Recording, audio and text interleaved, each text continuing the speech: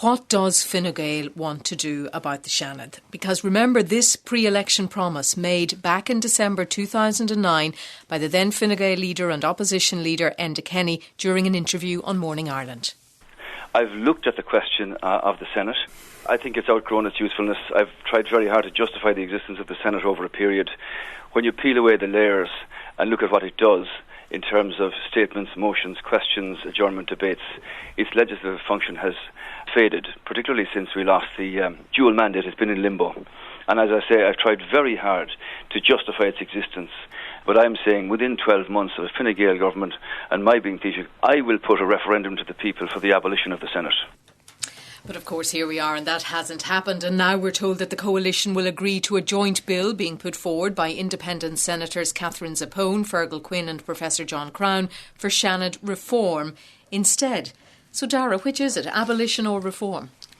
Well, the bill that's being put forward by the senators is being taken, but that does not mean that the question, the commitment that was made by Enda Kenny that there will be a referendum in the autumn won't take place. My understanding is absolutely certainly the referendum will take place. And you'll be pushing for the abolition of the Seanad?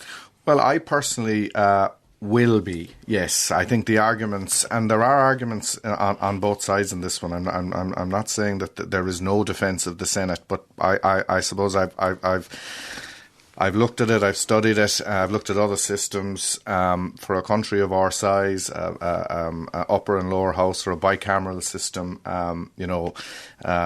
is more or less unique. Certainly, in Europe for unitary democracies. But how will the electorate take you seriously when here you are now supporting a bill for reform, very fundamental reform, at least it appears from this bill, and then in a matter of months saying you want to abolish the Seanad? Well, there's a difference between allowing a bill and and supporting it. I mean, first of all, as I understand it, reforms of the Senate will also involve a referendum, or many of the reforms that are being suggested. And I think that it is a good thing that in advance of people voting on the Senate, that these issues are aired and debated in the Parliament, and this.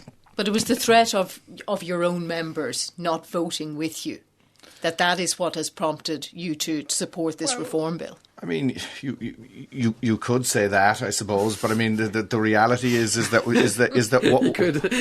one of the problems with the Senate is that any piece of legislation that's voted down by the Senate is just referred back to the Dáil anyway. So it in a way it sort of proves, that unfortunately, we only have one house that's democratically elected by universal suffrage. I think the Senate, to me, I suppose, came partially a mix of the House of Lords. There was an element when it was set up to appease unionists in the South. But on a practical level, over the next week when this comes before the House, you'll be advocating this bill, you'll be advocating for reform. And then in a few months' time, you'll be advocating, no, let's get rid of the whole thing. Well, I personally will be advocating, yes, in a couple of months' time that we vote against it. It costs, the figure is sort of debated, perhaps about €9 million. I think we need to reform our Oireachtas, and I think we need to reduce the number of politicians in our country. I think we need to, to show leadership if we're asking, and by politicians I mean all of us who are in the Oireachtas. I think there are too many of us, and I think if we're going to ask other public servants and people in the country to take cuts, then I think we need to pare back the Senate. And we've discussed a few times tonight with Padraig, our Oireachtas committees. I think they really have the potential to do far more. I've been on committees with Padraig, and I think we're really only scratching the surface of their potential. Padraig, your party hasn't made up its mind, really, has it, on what you want from the Seanad? What we've said is we believe that the whole debate, the whole issue should be referred to the Constitutional Convention, which I think everybody agrees has done, well, certainly most agrees has done a very good job and has exceeded expectations to this point. I mean, if we look at this historically, right now, the Seanad as it is, you can't defend it. It has to be not reformed, radically reformed. Now, the proposals, the bill from Senators Fergal Quinn and Catherine Zappone, I think was very thoughtful, very constructive contribution to that debate. What we would say to government is, hold back on your plan for a referendum. Let's face it, it was a rush of blood to the head at the presidential do of Fine Gael. Enda Kenny was looking for something to catch the public's imagination at that time.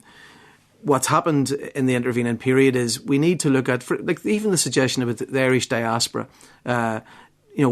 Tens of thousands of Irish people leaving the state every year right now. They're in Australia, Canada, United States, Britain, all over the world. How do we genuinely, not just for the gathering, bringing them back and getting a few bob from them, how do we genuinely involve them in the state? How can we give them directly a role? Citizens in the north of Ireland, how can we get them involved? And I think we need to bounce this around a bit more. Can we really make this a place that could look at legislation, look at European legislation? Right now, absolutely indefensible. Years of failure, promised reform, never delivered. It's either a springboard or a retirement home for politicians, as it is right now. But it could be, with some thought and debate at the Constitutional Convention, it could make a real contribution to Irish society and, more importantly, to the legislator. Larry, I believe it took you a while to get your head around what the Seanad did when you came to this country. It certainly did. And the point has been made by both deputies. The current system as it is broken. It's anti-democratic. Its procedures in terms of election are Byzantine.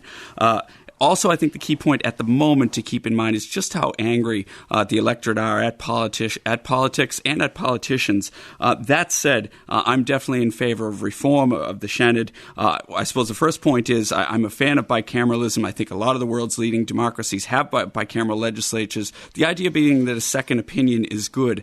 I think that idea is particularly good in the Irish context where we have Dáil Éireann, which is so ruled by the ridiculously over-rigid party whip system that it's not effectively a check on the executive. The second point about the second major reason why I'm in favour of Seanad reform are the ideas that have been put out there by the 5 people who really put their names to Seanad reform, including, I suppose, taking the lead, Senators Quinn and Zappone. But the ideas that they have for reforming the Seanad, and some of the things, Deputy MacLochlainn mentioned the extension of inclusion of the diaspora, which I think would be a very good idea. Also, people living in Northern Ireland, the idea that the Seanad would be half male, half female, and a lot of different things that would do. Also, the Seanad could be, if we dare to imagine a bit, it could be a way of involving people in the process who aren't currently involved, whether immigrants, people in marginalized groups in society. It could be that body. It could draw people from a different,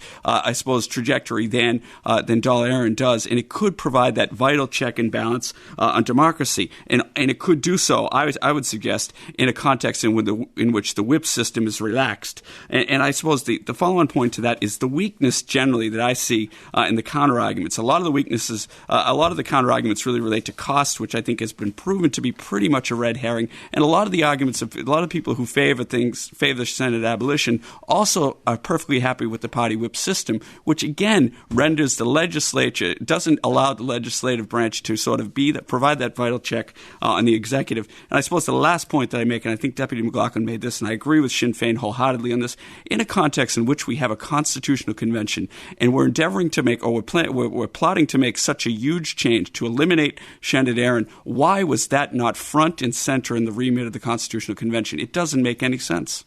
Dara. It's hard to argue with Larry on I think the reality about reforms, first of all, is that there are so many different people who have different views of what the reforms would be. So this presumption that and I'm not saying Larry's made the presumption that somehow there's an agreed reform package out there somewhere. There's been 10 reports over the last 30 years into the reform of the Senate, and there has been no reform.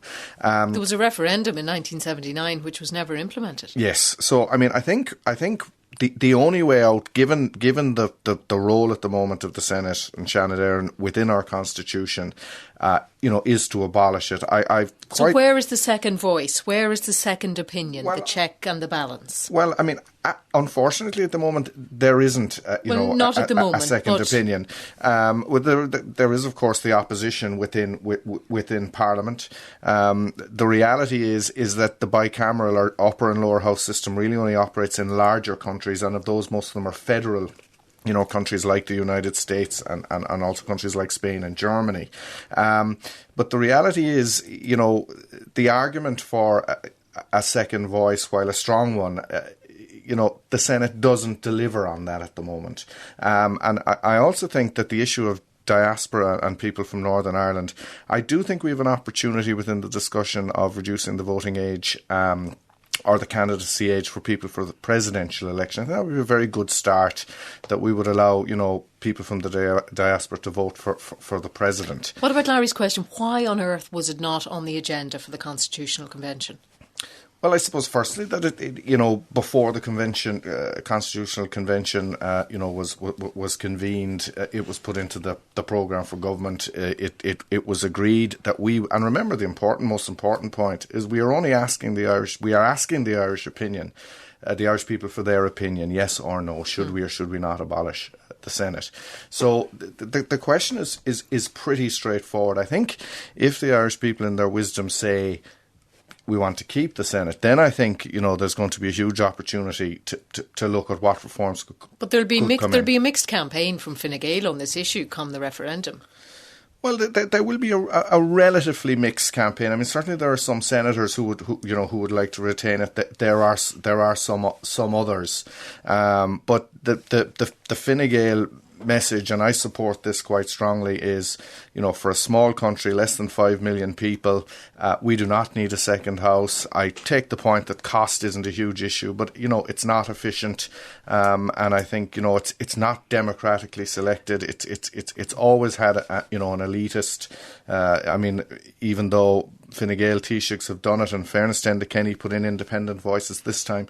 It's wrong that any one person, even if they are a Prime Minister, can nominate people to any house of the Oireachtas. Okay, Padraig. Yeah, something came to me today about all of this.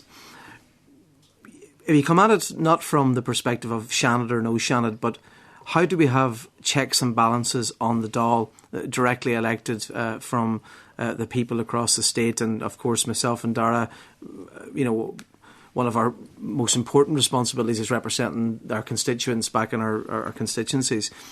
But as an opposition spokesperson on justice, for example, and previously on foreign affairs, you engage with some remarkably capable people across NGOs. As foreign affairs, it was Trócaire, Concern, and so on. In justice, you're dealing with a whole range of groups, on disability rights, on women's rights, on immigrants' rights, and so on. And those people, with the expertise they have, if you could put some of those people in a separate body that oversees, I think they can make a huge contribution to Irish life. And I think we need to have a wider debate. There's no way we can justify the existing Seanad. If it's a question, yes or no for the existing Seanad, I'm voting no 10 times a day. But in terms of a reform and the Constitutional Convention, and looking at some of the proposals from Fergal Quinn and Catherine Sapone, I think it's worth considering. I think the government should look at it again. Larry, what about that point there by Padraig? A civic forum, is that really what you're talking about, Padraig? The great and the good, as they're called, of society. Yeah. Do they work? Well, I think it would, as somebody who worked for one of those organisations that Park referred to, FLAC, for the past 2 years while I was on leave, I would fully endorse the participation of more NGOs and more civil society representatives in governance. I think it would be a welcome addition to democracy. But I think what encourages me about what Deputy MacLochlainn said, what it encourages me about what some of the proposals that have emerged, and again, I take the point that there's not sort of one straightforward list of reforms. There's a lot of good ideas out there. But I just want people to imagine a vibrant second chamber that can look at things a little bit differently, can provide that very vital second opinion. And the following point is, again, this comes down to politics at the end of the day. And I do understand the anger that's in the electorate and the anger that's there, the anti-politician anger that is there. However, I really would encourage people to tune into this debate because it's a vitally important one for this country and a vitally important one for the future of Irish democracy.